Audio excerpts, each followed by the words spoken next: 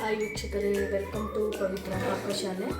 ಇವತ್ತು ಮೂಲಂಗಿ ಸಾರು ಫಾಸ್ಟಾಗಿ ಮಾಡೋಣ. ಬನ್ನಿ ಯಾವ ರೀತಿ ಮಾಡೋದು ಅಂತ ಹೇಳ್ಕೊಡ್ತೀನಿ. ನಾನು ಮೂಲಂಗಿ ತೊಗೊಂಡಿದ್ದೀನಿ, ಒಂದು 3 ಮೂಲಂಗಿಗೆ ಸಾಂಬಾರಿಗೆ ಏನೇನು ಬೇಕಂತಂದರೆ ಕಾಯಿ, ಈರುಳ್ಳಿ, ಟೊಮೊಟೊ ಒಂದು 3, ಬೆಳ್ಳುಳ್ಳಿ 1 ಗೆಡ್ಡೆ, ಕೊತ್ತಂಬರಿ ಸೊಪ್ಪು.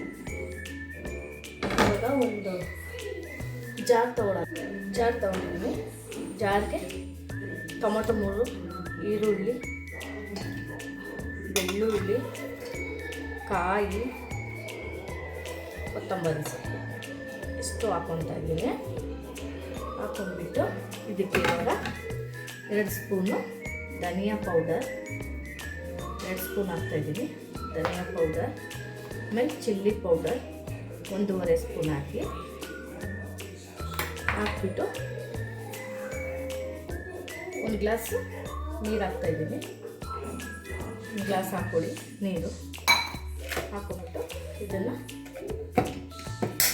ರುಬ್ಬನ್ನು ರುಬ್ಬ ಆಗಿದೆ. ಇದನ್ನು ಸೈಡ್ಗೆ ಎತ್ತಿಕೋಣ. ಗ್ಯಾಸ್ ಕಚ್ಕೊಳ್ಳೋಣ. ಒಂದು ಕುಕ್ಕರಿಗೆ ಒಂಚೂರು ನೀರಿದಾಗಲಿ. ಇವಾಗ ಒಂದು ಸ್ವಲ್ಪ ಆಯಿಲ್ ಹಾಕೋಣ. ಸ್ವಲ್ಪ ಹಾಕೊಂಡಿದ್ದೀನಿ. ಹಾಕೊಂಡ್ಬಿಟ್ಟು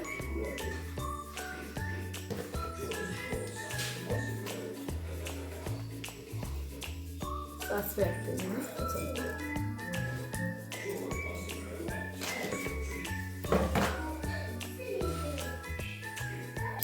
ಸಾಸಿವೆ ಚಟಪಟ ಅಂದ ನಂತರ ಈರುಳ್ಳಿ ಹಾಕೋಣ.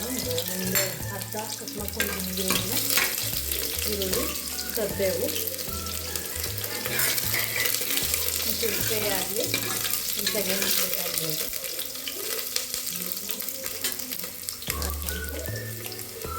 ಇವಾಗ ಮೂಲಂಗಿ ಹಾಕ್ತಾಯಿದ್ದೀನಿ.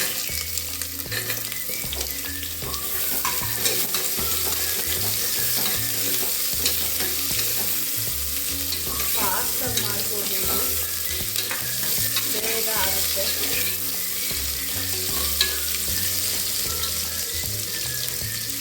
ಮೂಲಂಗಿ ತುಂಬ ಒಳ್ಳೆಯದು, ಹೆಲ್ತ್ಗೆಲ್ಲ ತುಂಬ ಒಳ್ಳೆಯದು. ಈಗ ರುಬ್ಬಿಟ್ಕೊಂಡಿದ್ದೀನಲ್ಲ ಇದನ್ನು ಹಾಕ್ತಾಯಿದ್ದೀನಿ.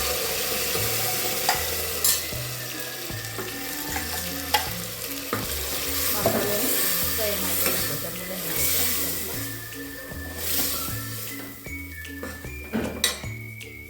ಫ್ರೈ ಆಗಬೇಕು. ಅದೊಂದು ಸ್ವಲ್ಪ ಹಾಕ್ತಾಯಿದ್ವಿ. ಫ್ರೈ ಆಗಿದೆ. ಒಂದು 5 ನಿಮಿಷ ಫ್ರೈ ಮಾಡೋಕ್ಕೆ ಬಿಟ್ಟಿದ್ದೆ. ಅದನ್ನು ಮಸಾಲೆ ಎಲ್ಲ ಹೊಂದ್ಕೊಳ್ಳಿ ಅಂತೇಳಿ. ಇವಾಗ ಮಸಾಲೆ ನೀರಿರುತ್ತಲ್ಲ ಅದನ್ನೇ ಹಾಕ್ಕೊತಾ ಇದ್ದೀನಿ. ನೀವು ಏನು ಕ್ವಾಂಟಿಟಿ ಬೇಕು ಅಷ್ಟು ಹಾಕ್ಕೊಳ್ಳಿ. ನಮ್ಮ ಮನೇಲಿ ನಾವು 3 ಜನ ಇರೋದು, ಅದಕ್ಕೆ ಕಮ್ಮಿನೇ ಮಾಡ್ಕೊತಾ ಇದ್ದೀನಿ ನಾನು. ಜಾಸ್ತಿ ನೀರು ಹಾಕೋಕ್ಕೆ ಹೋಗಲ್ಲ.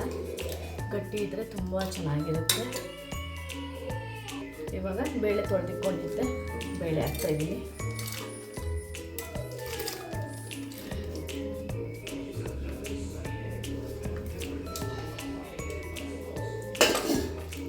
ಮಿಕ್ಸ್ ಮಾಡಿ ಇವಾಗ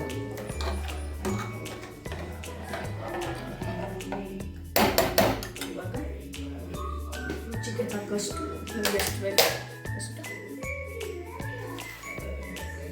ರುಚಿಗೆ ತಕ್ಕಷ್ಟು ಉಪ್ಪು ಹಾಕಿ. ರುಚಿಗೆ ತಕ್ಕಷ್ಟು ಉಪ್ಪು ಹಾಕಿದ್ದೀನಿ. ಕ್ಲೋಸ್ ಮಾಡ್ತಾಯಿದ್ದೀನಿ. ಕ್ಲೋಸ್ ಮಾಡಿ 1-2 ವಿಸಿಲ್ ಆದರೆ ಸಾಕು. ಅಷ್ಟರಲ್ಲಿ ರೈಸ್ಗಿಡ್ತೀನಿ ಪಕ್ಕದಲ್ಲಿ. ಇವಾಗ ಆಗಿದೆ ಸಾಂಬಾರು. ಇವಾಗ ಓಪನ್ ಮಾಡ್ತಾಯಿದ್ದೀನಿ. ಓಪನ್ ಮಾಡಿ ಇವಾಗ ಎಷ್ಟು ಚೆನ್ನಾಗಿ ಗಟ್ಟಿ ಮಾಡಿದ್ದೀನಿ. ಒಂದು ಸ್ವಲ್ಪ ನಾನು ಆಮೇಲೆ ಜಾಸ್ತಿ ಗಟ್ಟಿ ಇರಬೇಕು ಸಾಂಬಾರು. ಇದಕ್ಕೆ ಇವಾಗ ತುಪ್ಪ ಹಾಕ್ತೀನಿ ಒಂದು ಸ್ವಲ್ಪ.